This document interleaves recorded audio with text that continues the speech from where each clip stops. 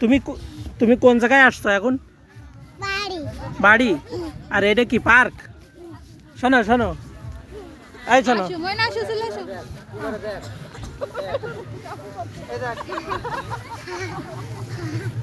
এই শোনো,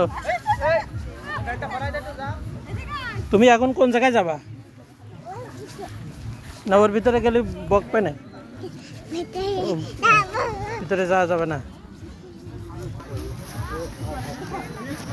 এই জায়গায় চুপচাপ বসে আছো? এই জায়গায় বসে থেকে তারপর কোন জায়গায় যাবা? হ্যাঁ, ওখানে যাবা?